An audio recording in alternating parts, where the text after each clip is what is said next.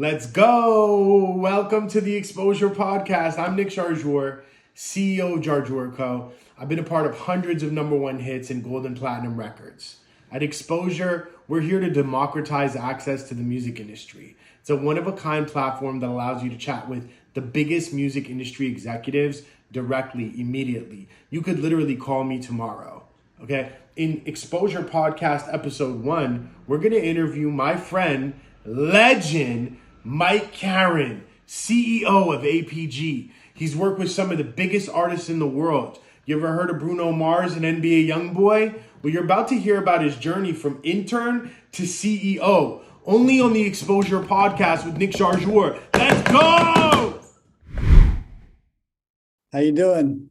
Hey, good. How are you? I'm good. How are you? Amazing, amazing. Happy Friday, Mike. Thank you so much for taking the time. My pleasure. Let's do it. You know, it's just going to be just an organic conversation. Really want to kind of dig in and find out a little bit more about Mike, and we'll just dive into it. How did you, because you've worn a lot of hats, you've been DJ, went from intern to CEO, you've had quite a journey. Tell us a little bit about how you started in music, how you met Craig Kallman and that journey, and like the real beginning. Like, what was your first meeting with Craig? I started in high school as obviously, as I said, a DJ, and I worked on a high school radio show and music video show at our public access station, and started calling labels. And I usually worked in the summer at a store, and someone recommended I do an internship instead of working in the store that summer, and ended up interning at Interscope Records. I think that was around 93. How old were you? I was 15. And wow. I interned for a summer for the Interscope rap marketing department, Faye Duvernay and Michael Green. And basically at the time, they wanted their street team to find local high school kids at the biggest high schools in their cities to promote the music in those high schools.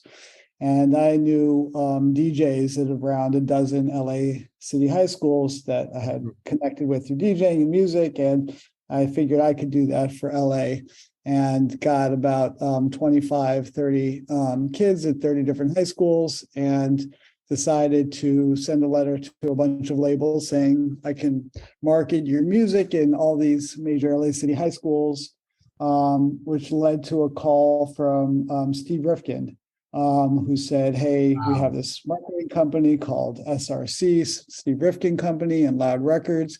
Do you think you could take what you're doing in LA and expand it to the top 15 or 20 cities? And he hired me to do that. And I worked several afternoons a week at Loud Records. This was at 15 or now 16 years old? I was, probably 16, probably around when I turned 16. And was that your first paycheck? Were you then getting paid for the Loud Records thing? I was. And my memory was that I was making $100 a week. But a couple of years ago, I ran into Rich Isaacson, who was the GM, who ultimately fired me there. And I said, do you know you fired me making $100 a week? And he said, no. I fired you for making $100 every other week. You were only making $50 a week. And wow. I said, oh, okay, yeah. Well, and we laughed about it. So I expanded to 20 cities. And what I didn't realize is that I had to market my work internally. I had to do reports and show them and get pictures. And I couldn't just say, trust me, I'm doing a great job. I had to actually show proof of it. And I didn't know I had to do that at the time. And so they were like, you're sending out all this vinyl, all these stickers, all these posters, taking all this product, doing all this, but you're not like giving us, what your results and feedback and proof and all of these things. I just didn't really understand that at the time. But I had amassed this team of high school kids all across the country, hundreds of kids that were, really good. A lot of them were DJs also. And I met a video director by the name of Terry Heller, who said, I see what you're doing. I signed this group to Ruthless Records, and I need your help to break them. They're your age. And he introduced me to Eazy-E and Jerry Heller, and they said, "Oh, we love what you're doing. Can you expand it to colleges? Can you do college radio? Can you do all of this stuff?" And they had me working this group called Atban Klann and Bone Thugs and Harmony and Above the Law and a bunch of stuff. And I did that for about 6 months, and then Eazy-E was going through some things, and he let go half the company. And there I was again, second time I was out. Fired for a second time. Fired second time, but now I had all these I knew all the college radio DJs. I had connected with all of them. And so quick question, Mike, just to jump in on this firing thing and being down and out, because a lot of people in the music industry experience that. You were fired. It sounds like you just kept going. The first time you were unfazed, you had all these new connections, you were even further, and now you're fired again. Again, the same attitude, I had another opportunity. So is that usually the theme with you when you experience challenges, now I have more experience, and you just keep it moving? Or did you experience any type of atrophy or, down moments where you had to pick yourself up in that capacity? Yeah, no, not at all. I didn't think anything of it. I thought it wasn't I wasn't needed at that time by those people, or it wasn't a good fit, or I had to figure out something I was doing wrong and do it better. And that was a notification to do so. And I'm in high school. I'm DJing. I'm doing, some shows. I'm just hustling, selling records. I'm doing whatever. So it was just keeping it moving. But at that time, a friend of mine had just signed his artist to Atlantic Records. And he said, "I need what you're doing for Atban Klann and Bone Thugs and all the colleges and high schools. I need you to do that for my artist on Atlantic." And I had was looking at colleges. How old were you at this point? I'm 17. And so I was looking at colleges, and I had they'd either just gone into NYU or I was trying to get an NYU. And I went out to New York. And while I was in New York, I met with Craig Kallman because of my friend who wanted me to market his group. And they had just signed. He said, "Meet this guy, Craig. I'm going to have him hire you to independently to work these projects." Oh, and as soon as, I got fired from this, I just sent out my same proposal that I had sent out to work LA City high schools. I sent out to labels saying I'll work, 250 high schools across the country and 20 colleges. And then Craig was going to hire me to work on that project. And then what's your rate at this point now that you've grown into a full US, high school marketing? It was probably way too small. It was probably like $400 a month for the whole country. And then I had met Lior Cohen, who Terry Heller, the same guy who had introduced me to Eazy-E, introduced me to Lior, and Lior said, "Oh, I should hire you to work for Def Jam." And then I met Craig. And then Craig called me to say, "Hey, can you start this project?" And I said, "Oh, I just met Lior, and I think I'm going to go work for him.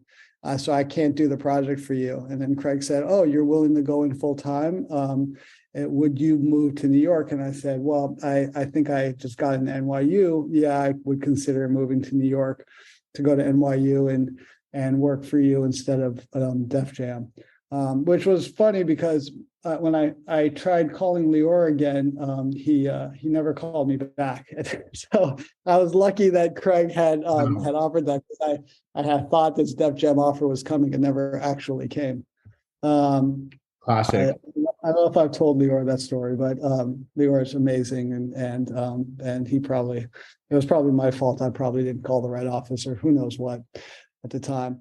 The music industry, nothing is promised. You have to make your own luck and opportunities. And I think just hearing this story. So do you remember the name of that group, that first little group that you were The group that I was supposed to work for Big Beat, it was actually this group called well, it didn't really matter what the group was because they broke up, and the solo artist coming from that group was named Bosco Conte, who I ended up introducing. Bosco ended up becoming like the best talk box vocalist, and he even has like a major talk box app. I ended up introducing him years later to Kanye, and it's his vocals on the workout plan, and he's done vocoder forever. Nice. Bosco's super smart and a great guy. But yeah, so I went into Atlantic to be manager of rap marketing and run their street teams and try to do the high school and college projects, and moved to New York, and I was doing NYU from 7 to 10 in the morning and then going to work, and then 2 nights a week I do 7 to 10 night school. And can you walk us through like a day at going to work? Like what was your average day when you were there as a young Atlantic, you're in college, you're working full-time in the music industry, you're getting paid, you feel amazing. What were you doing day to day? I was, putting together marketing plans, dealing with the street teams, getting out posters and flats and vinyl and servicing DJs and record pools. I was actually just maybe last year before, I sat down with Arnold Taylor, the Baby's manager, and I asked him his story, and he said, "Oh, I had this record pool in North Carolina," and I said, Taylor record pool?" And he said, "Yeah," and I go, "Oh my God, you don't know how many shipping labels I stuck to boxes of 12 inches and sent to your record pool in Charlotte." It was like such a small world. But and we talk about paying dues, and that guy paid his dues for 2 decades. But so I'm thrilled with his success. But that's South Coast music.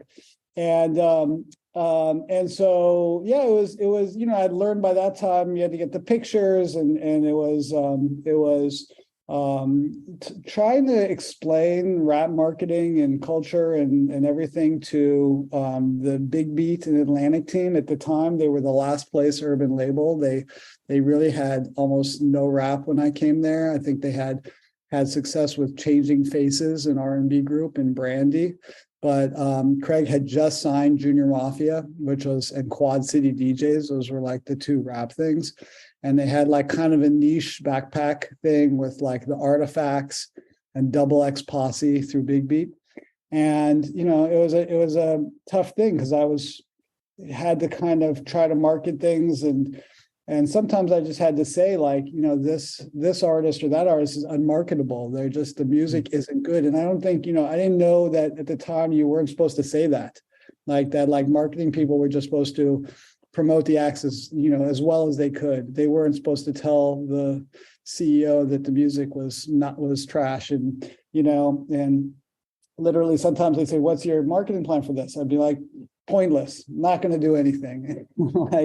And people would look at me crazy or, complain. And at some point they said, "Well, why don't you bring us, if you think you can do better, you tell us who we should sign."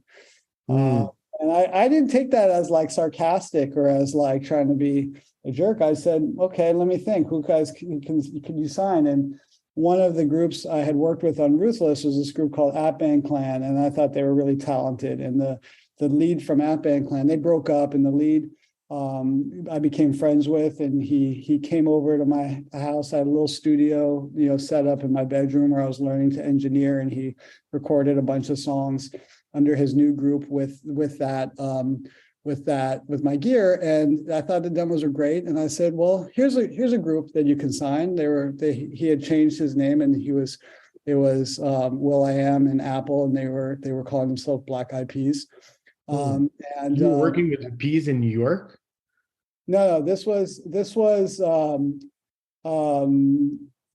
just going back and forth from LA, and they had So you were working with them before you even kind of like started there. You had this in your pocket. You were doing some engineering, learning, producing, DJing. Yeah, that was right after I got fired from Ruthless, that summer of '95, before I moved in the fall to New York. That was the time where I was recording a bunch from Will. And then How'd you meet Will and Peas? Like, what, because I know they were LA and you were LA. What's that origin story? well, they were Will was Atban Klann. He was Oh, he was yeah, okay, got it. the lead of the group that Terry Heller signed to Ruthless Records, that I was tasked to break. And that was like, it was pre-Fergie, it was pre even the other female vocalist they had, forgot her name, Hill. And so it was early. It was like really like early. a boom bap group, because they were big in Canada at first when they were boom bap and before when they were making more kind of underground music. Exactly. So that was super early. So I, looking back, I see why it didn't make sense. I probably had no idea how to properly present them. I just played demos. It's meeting will.i.am. You get a whole different picture when you meet them. And then the next thing I brought in was Twista, who I dealt with a lot with retail. Like every time I had like street team marketing, they always said it was too expensive, and so I was trying other retail oriented marketing, and I was finding a lot of my street team guys and marketing through talking to record stores. And I'd always ask the record stores like, hey, what's selling? What's the hot local acts? And a record store in Chicago had told me about Twista and how and I was surprised he wasn't signed because he was featured on Do or Die, which was a hot single at the time. And I brought Twista in, and Atlantic saw the data at the time is funny, the information of record sales in Chicago. And we worked out a deal, and that was sort of the first signing to Atlantic. And I kept kind of doing marketing and A&R for several years and signing acts. And eventually my roster got big enough for A&R that I didn't really have the time to do the marketing. But I'm glad. Quick question. Early on, so when you were signing Twista and these guys, were you getting points and A&R points, or were you just getting your salary and happy to do it? Yeah, at the time, Atlantic, and I don't know what they have now, but they had a standardized A&R plan, basic for any A&R. This is what you got. You got a half a point if you signed the artist. You got a half a point if you were the A&R or something to that extent. You had to stand behind all this recoupment and everything. And, I was happy to get whatever I got and then learn through the process of how that works and did really well. Which artist was the first one to crack, or like how long after you signed Twista did he go crazy with the sales? Like, tell me a little bit about your first major mega success. So Twista was an interesting one because the album came out and it was kind of disappointing first week. I remember at the time it did 15,000 units first week and we were all disappointed. But then the second week it did 15,000 again. And then the third, so it didn't go down. And the third 15,000, the fourth 15,000. I remember the number because it did the same amount for like 40 weeks in a row. Wow. And he never had like a hit off of it, but he kept getting features. He was featured on Diddy's big album. He was featured on, he was a rapper's rapper. Everybody really liked him. And it wasn't until really basically, Kanye featured, asked him early on to get on Slow Jams. And I heard Slow Jams said, what the hell is this? This is insane. And called G and Kanye and said, like, this is amazing. What's the story? And they're like, oh, it's a single for our album, but Def Jam doesn't care. And I said, well, I'll put it out. I'll shoot a video. I'll market it. I'll take it to radio. Classic Mike Caren. You got to make this a Twista featuring Kanye song, and really like that was a turning point for Twista, and then Twista actually, while we were finishing that album, he came up with that idea for the Lenny Williams sample and said, I really want to flip this Lenny Williams sample. And Kanye went in one night. It was made this track, and I remember he started at midnight, and at 4 a.m. I was sleeping on the couch at Record Planning. Woke up and he said, what do you think of the beat? And I was like, oh, it's good. And he's like, all right, I'm doing it over, and just deleted it and started it again and came up with that shuffle that he came up with, and like finished it at 8 a.m. So it's really, but that was definitely Twista's idea, and Kanye just like relentless until it was, I mean, he made that 7 hours working on that beat. It's insane. I want to tap in for a second to this time with you, since you're in this memory bank. You've got Atlantic Records, fill me in on the room. You've got Mike Caren, you've got G. Roberson, you've got John Janik, you've got Sycamore. Tell me who was around that table. Like, I know there was a crazy, just kind of group of individuals. Who was around during those years, and what did some of those tables look like when you were at the round table? Right. I mean, those are all over the years. At the beginning, it was like, I don't even know who the A&Rs were. It was me and Rob Tulo, I think, were like the early A&Rs. And I can't even remember who else was there when it was first starting Atlantic, Big Beat, A&R. I think we were the only, maybe A&Rs at Big Beat at the time. When did you talk to me about G? Dave Moss, who was like a early DJ Quick A&R. He was there. And then I'm trying to think who came next. G and hip hop came, in the 2000s. That was like, G had managing Kanye and Just Blaze like as producers, which was like, I mean, how long were you at Atlantic by the time G came? Probably like 7-8 years. Wow. I have to look at what year he started. So it wasn't until like, mid, 2004, 2005 that it was all of those that, just Daryl Jones and Aaron Vayshuk was working for me, and one point Mr. Morgan and Edelman was probably like the late 2000s. I have to look at the timeline.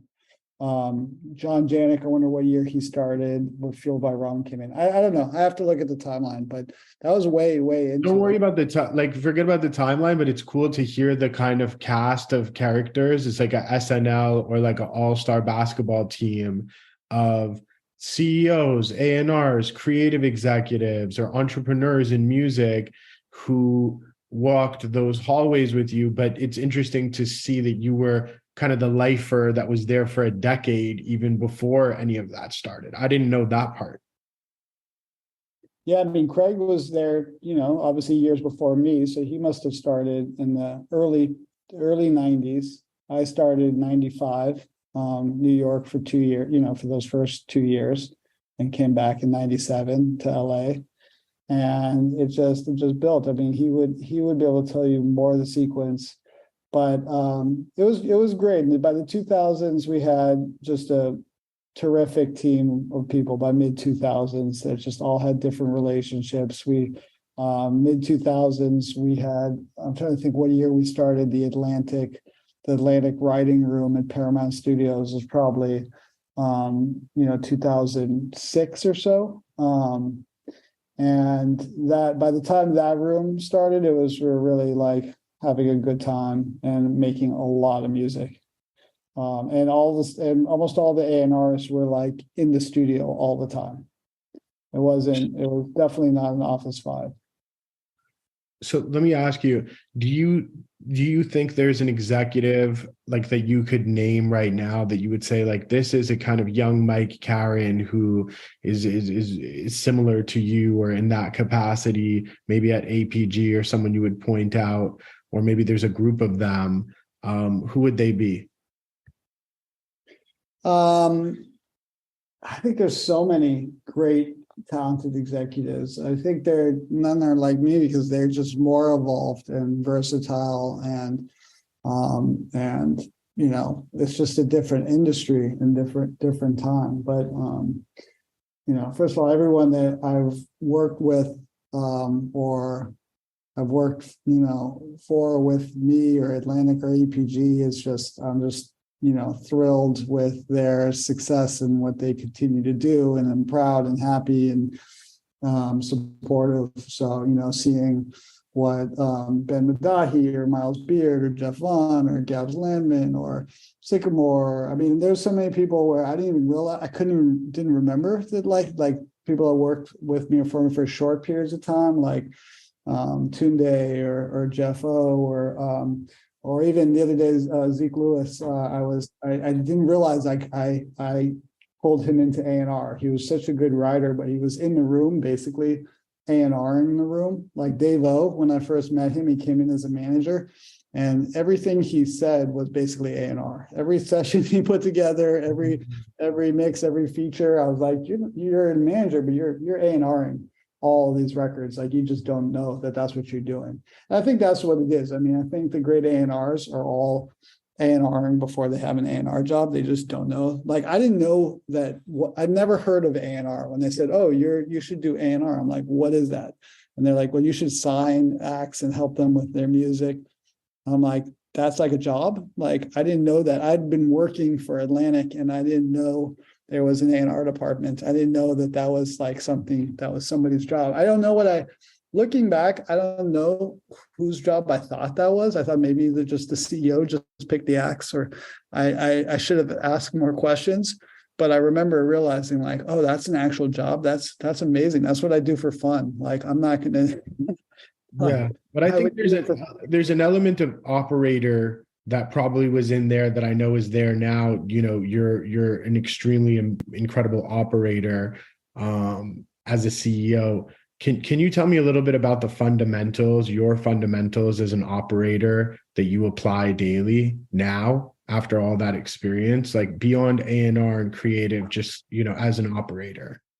Well, I would just say it all starts with the music. Our job is to do a great job for, artists and writers, so that the best future artists and writers want to be with us. Everything we do, every measure of success is that, that the best talented, smart people who do their homework want to be with us in our genres. And so everything we need to do is with that in mind for the long term. So one of the things we just do are really disciplined and only work with a very limited amount of people so that we can spend the time it takes to make things happen. And, the best executives in the world with too many projects on their plate can't have an impact. And we must have an impact regularly, every week, every month, we need to deliver something very significant for each of our clients. That align with the stage they are in their career and with the work ethic that they are they are representing. For that, it's about putting the music first. There's nothing without the music. And it's making sure that we're communicating really well. We may over communicate, we may even annoy people at times, but we're not going to under communicate. And our job is to be honest and try as best as we can to inspire and challenge people. One of the things I ask artists all the time and writers when we're talking to them is, do you want to be challenged? Do you want someone who's just a cheerleader, or do you want someone who's going to push you and challenge you and question things and see if what you're capable of?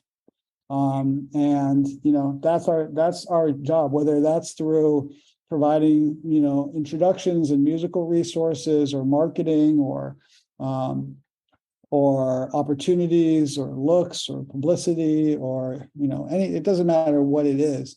Ultimately, what we're trying to do is have the people we work with more inspired, more motivated, trying more things, taking more shots, using more information, and making, better decisions than their competition. So APG has, grown and had several iterations. Can you talk a little bit about, where you're at now? Like, I think one of the first questions I'd want to know is, what are the qualities that you look for, first and foremost, in your executives and team? Because I see you have, a large team now that is really focused on their individual rosters and sharing, and you have this ecosystem you've built. So what are those qualities that you look for to come into your all-star team when it comes to executives? So it's three basic qualities. I would four. You have to be smart, you have to be hardworking, You have to be a little bit fearless, and you have to have integrity. And if you're smart but you're not hardworking, you may know what to do, but you may not do it. Right? If you're hardworking but not smart, I mean, you can just keep running your head at full speed into the same wall and not get anywhere. But if you're smart and hardworking, you'll keep revising, you'll keep iterating, you'll keep trying new things until it works, and you'll apply, some thought process into how you get to a solution that works. And then, fearless, like you can't be afraid to take shots, can't be afraid to try things. If you are smart and hardworking, but you think you might know the answer, but you're not going to try it because it's not guaranteed, then you're not going to figure it out. And then the last thing is, we're all in it for the long haul. I don't want to work with anybody who's short term, who wants to just make money for a year and move on, who have like long term, they want to do something else. They want to be in tech. They want to be a influencer. They want to be a manager. They want to be something. If this isn't what you want to do, and then you may take shortcuts. You may, not maintain great relationships. You may not be respectful. If you're in this for the long haul, then you are going to be, you're going to do things with integrity. You're going to keep a great reputation, great relationships. You're going to, do things that are going to make people want to work with you for the long term and build a great reputation. So those are the four most important things. I would say also I look for people like who want to be absolute experts in certain niches. There's the jack of all trade, master of none. I'm looking for people who are like, I want to be the best in, third baseman. I want to be the best, catcher, the best left fielder. I want to master, a position on the field. And then maybe I'll then at that point expand and master a second position. And eventually I can coach because I've played every position as an expert. As you have. Yeah, of course. And, you paid your dues and crawled and walked and ran every step of the way. I want to ask you the same question about artists, producers, and writers. What qualities do you look for in them? It's not dissimilar, I would say. It's, especially artist, work ethic, intelligence, fearlessness. I would say it's the same skill. I would say, we have a slogan on our wall. It says, your job is to hear all and listen to yourself. And it works for executives, writers, artists. It's basically we want you to get the access and absorb the most information. But ultimately you make the decision. You're going to make some good decisions. You're going to make some bad decisions. If you're smart and you're fearless, you're going to learn from the bad decisions and quickly make better decisions. And once you're experienced, your percentage of good decisions is going to be very high. Because so do you look for that over the data or the motion and the heat that an artist has? If somebody is really popping and, has a lot of motion, but they come to the meeting and you notice kind of a sloppy demeanor, or they're spaced out and they maybe don't want it as much as you want it or as badly as you or your team wants it, is that an automatic no for you? We're investing in people for the long haul. Most times we hire people who they come to us because they want to grow, they want to learn, they want to be better. They know that this is a place where we inspire each other and we teach each other and we learn and build new skills. We really don't hire people who come in and with a I know everything attitude and look what I did 5 years ago. Look what I did here at 10. Look what I did 15 years ago. Like, just let me do my thing. Because the amazing thing about the music business and why it's so interesting and why I'm still excited about it, almost 30 years in, is because it's new every day. It changes significantly every 6 months. Whatever rules, and whatever was working last year is probably not going to work this year. And we have to keep trying and experimenting and research and and listen to artists and hear ideas and bring people under the tent. And it's an adventure. It's completely predictable at times, and exciting and fun and inspiring. And you meet the most interesting people, biggest characters. We're just so blessed to do it. So talking about all this change and innovation, I know you've been posting quite a bit about AI in music. Tell me a little bit about your thoughts on that. I mean, it's not surprising that the Beatles, really innovated when as an early act that had access to the early 8 tracks, right? And the Mellotron, which was the first sampler, and made some incredible music using technology. And, Herbie Hancock in the mid 70s was fearless. So you're saying AI is the Mellotron of our time and is like 8 tracks of our time?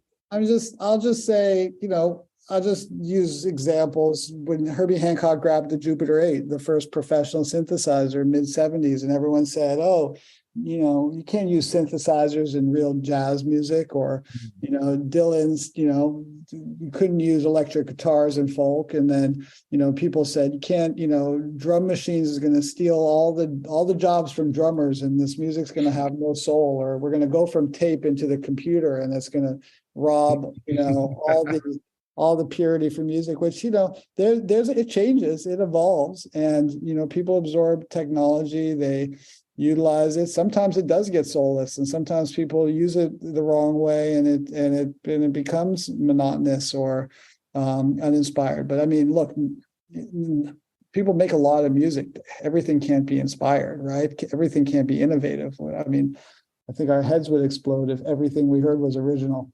It would be amazing. Maybe that's Nirvana. I don't know. But I think it's the smart people are going to use technology and to try to push things forward. And I'm not excited about AI. Well, I don't even think it really is AI. I think AI is like tagged onto so many things that are just. Well, let's get granular. How do you feel about generative music first and foremost?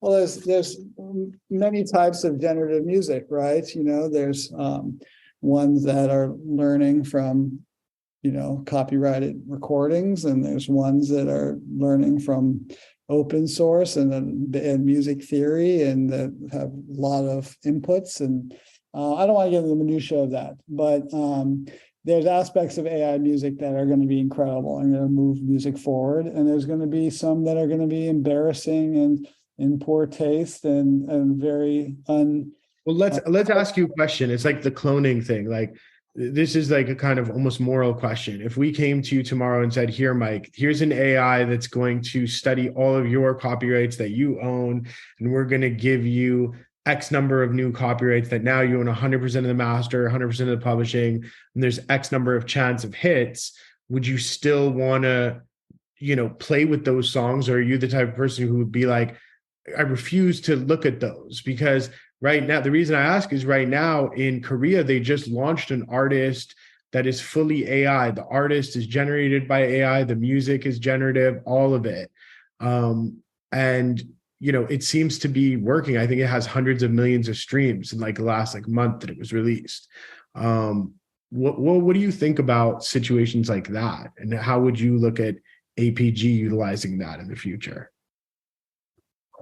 I don't know about that particular situation. I don't think it's going to be extreme in that way. I think there's going to be a set of protocol or of fundamentals that the creative community support, and there's going to be technology that they think is going to help their process. And there's going to be stuff that's going to be it's going to all wind up in court, and it's going to have it's not going to be supported by the artistic community, and there's going to be a bunch of junk, unlistenable junk. But we already have tens of millions of tracks on Spotify and DSPs that have 0 plays, and and even more that it's your mom and your cousin are the only ones that have played it so far.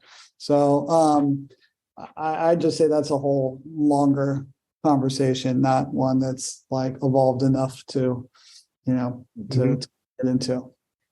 Okay, so tell me a little bit about production and how much you still produce now.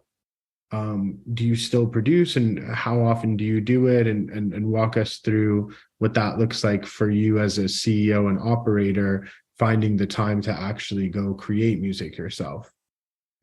Yeah, I mean, I don't take production credit for the most part. It's very rarely I have to, fundamentally like almost every single record I produced, I started, in Ableton or on a drum machine or something with my hands touching it and initiating it.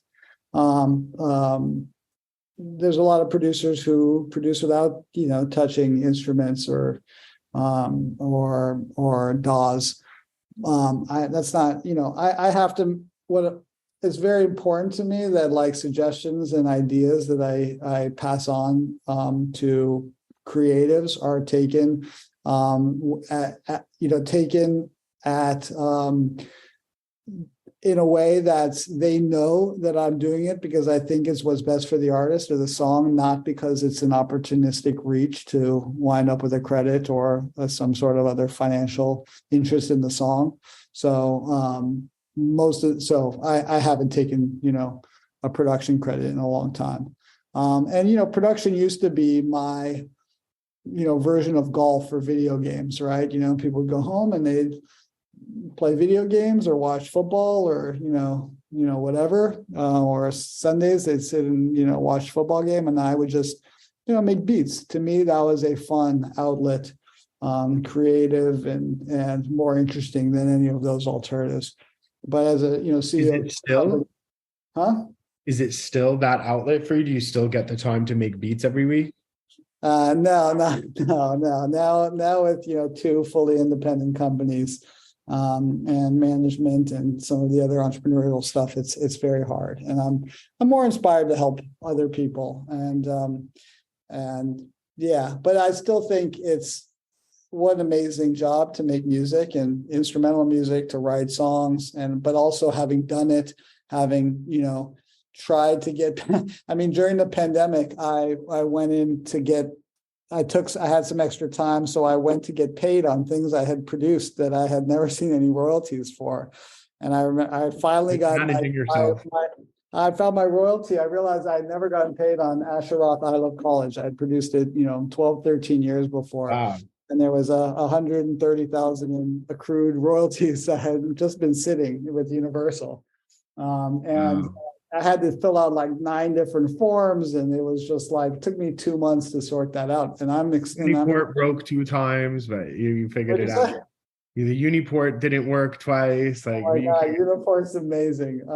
Yeah, I'd never used Uniport that I could think of before. And there's a couple songs where I'm like, still haven't been paid on, even though, and I don't have the time to deal with it now, but not as significant. But it's just I know what it's like to get, as a producer, how frustrating it is, or as a writer to wait for your, PRO or publishing money, and how long it takes for it to come in from international, what it's like to be through a split dispute. It's different when you work for a company, you're representing a writer versus you being the writer, this being your work. And, and it gives you a real appreciation for the frustrations of being a creative. It's just so. I'm curious. The reason I asked about that is because I know it's an outlet for you. I know what type of a high performer you are, and I know a lot of high performers, don't have many outlets, right? That are like that because they're always performing. Since you don't produce as much anymore, you have 2 fully independent, massive companies, and you're building out on different tech endeavors and what have you, and have a full family. What are your outlets now? And as far as like mental health and finding that balance in your life, what do you do now to kind of, have that stress relief? And that, what are the different, is it tennis, or like, what are the different things that you enjoy doing that allow you to kind of tap out of that CEO role? Yeah, I mean, look, I like to read. I like to, I like tennis, hiking, biking, any kind of sports, when it's convenient, and being with the family, being with friends, basic stuff. I'm a super normal, regular guy. I do like to work really hard, but and everyone has their frustrating days and where they hit a wall or they these the business is hard. There's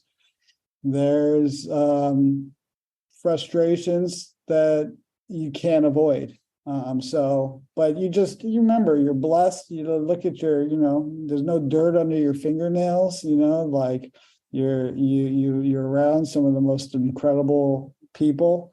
It's you're in you get to just be able to work in music in the genres that you personally care about. I think about some people who work in music who probably can't stand the music they work with or the type of artist. I can't even imagine Can't imagine that. marketing and working on songs that I didn't love listening to. I mean, it's just but I'm sure that happens. I'm sure that it happens. So yeah. So, Mike, this has been an amazing interview. I'll leave you with one last question.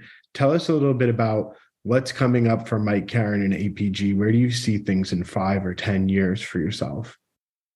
It's a good question. I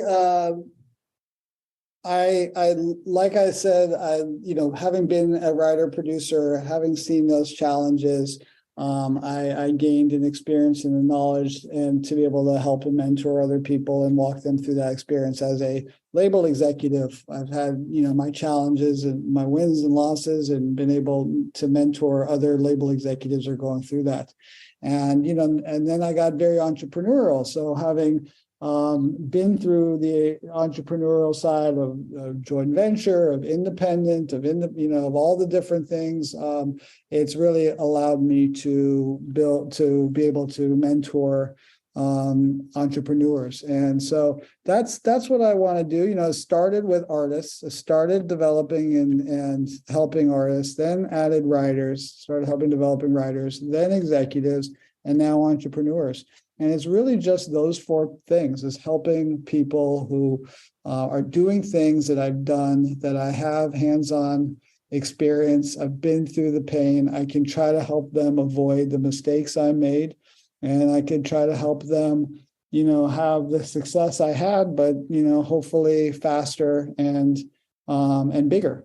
And so working with these, incredible people, and that's what I want to do. I don't see anything changing. I'm not working towards an exit. I'm working towards lifting everybody up with me and utilizing